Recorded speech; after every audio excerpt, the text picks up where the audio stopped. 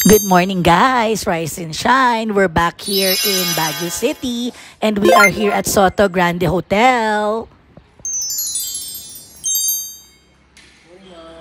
Good morning. So, samahan nyo kami and mag-breakfast buffet tayo dito sa Soto Grande. So, we are excited to try their food. Tara guys, let's go! Ang dami nilang fruit choices dito sa Soto Grande. At the same time, look at this beautiful plate overlooking dito sa napakagandang poolside area ng hotel. It looks so relaxing and picture perfect. And of course, ang legendary taho ng Baguio, ang strawberry taho, and yung classic na taho dito sa Baguio. So yan, tikman natin siya today. It looks so good and so yummy. Good morning, Baguio! So, it's 6:30 a.m. nga and tingnan natin yung araw sa labas. Look at that beautiful view of Baguio City. So, yan guys. So, very cozy and very nice talaga ng weather dito sa Baguio. So, tara guys, baba na tayo and let's have our Easter breakfast. So, tara guys, samahan nyo kami and let's go!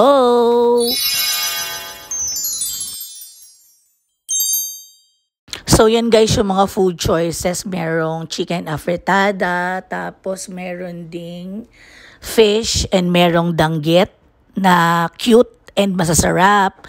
And then, meron din sila ditong strawberry champorado, and yan yung mga salads nila. And dito naman sa kabilang side, yung kanilang arroz caldo. So, yan no. Excited na ako itry yan later. So, dito naman sa kabilang side, guys, ito naman yung kanila longganisa. And then, meron din sila dito na mixed vegetables. And then, this one, yung scrambled egg nila. And then, sa kabilang side naman, yung kanilang rice. Plain rice and garlic rice. So, ito yung favorite spot ko dito, yung kanilang fruit station. So, ang daming choices ng mga fruits. And ito naman yung mga breads nila and yung mga spreads and jams. Yan.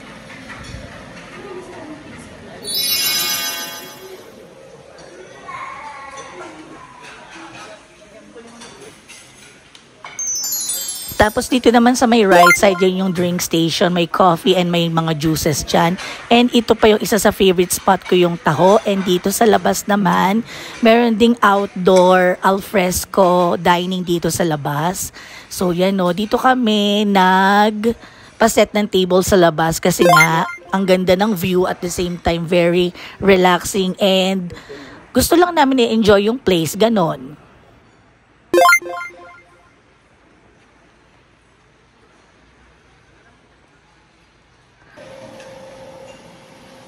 So yan guys, mag-init tayo ng bread. So ito yung favorite ko dito, yung kanilang dinner roll. Masarap siya, moist and very soft yung kanilang bread dito sa Soto Grande. So this is my plate.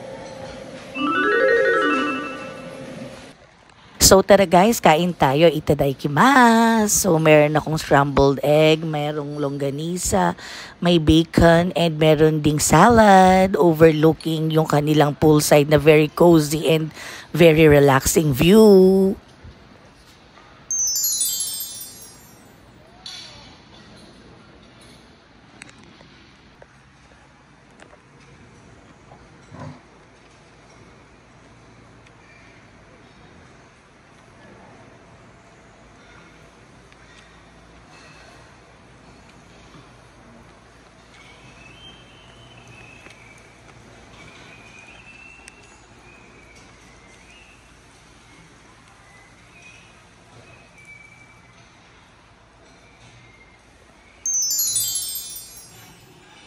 So ngayon naman guys, try naman natin yung kanilang arroz caldo. Yan no, it looks so good. So lagyan natin ng garlic. Nilagyan ko rin ng egg. And nilagyan ko rin ng tofu. Then kuha naman tayo dito ng fruits. So best talaga kapag pumunta ka dito sa Baguio. Yung fruits nila very fresh. Yan. So ang ganda dito sa Soto Grande kasi ang daming choices ng mga fruits for dessert. May pineapples, may watermelon, merong bananas, may papayas and more. So yan, let's eat! By the way guys, kapag nag-check-in kayo pala dito sa Soto Grande ay ma-avail nyo na yung kanilang breakfast buffet for free. So yan o. This is one of the newest hotel dito sa Baguio City. Kaya kung always kayo nagpupunta ng Baguio, so this is another beautiful and new hotel dito sa Baguio. So first time namin dito and I must say talagang sulit yung binaya dito sa Soto Grande Hotel kasi yung buffet pa lang is winner na winner na.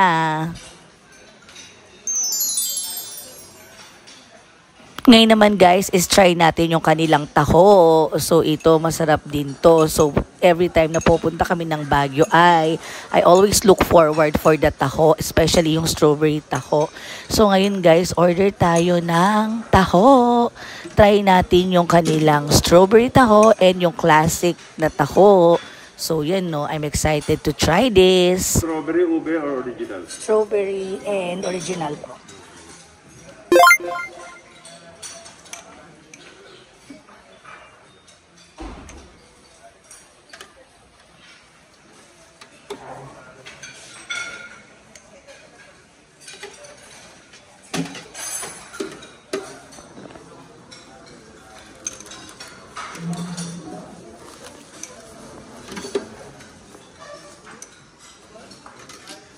Thank you.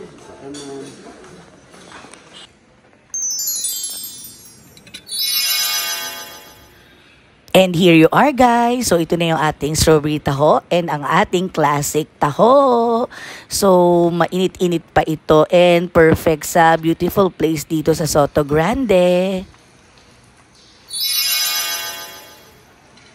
So I highly recommend this hotel in Baguio, itong Soto Grande Hotel na to. Isa to sa mga bagong hotel dito ngayon sa Baguio City and I must say na talagang sulit ang staycation dito sa Soto Grande.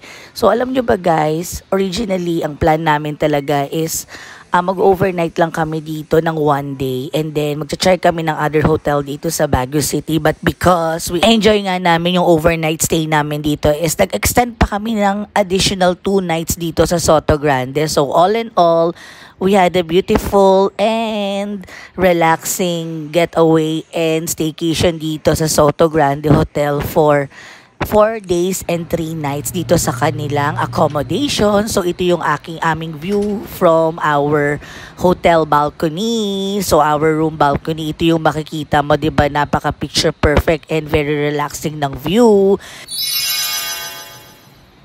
So watch out for my upcoming video. So I'll be posting more of the room tour and accommodation dito sa Soto Grande Hotels. So I hope you learned something today. Subscribe to my channel, Froggy Bear Travels, for more travel and informative vlogs. Stay safe everyone. Bye!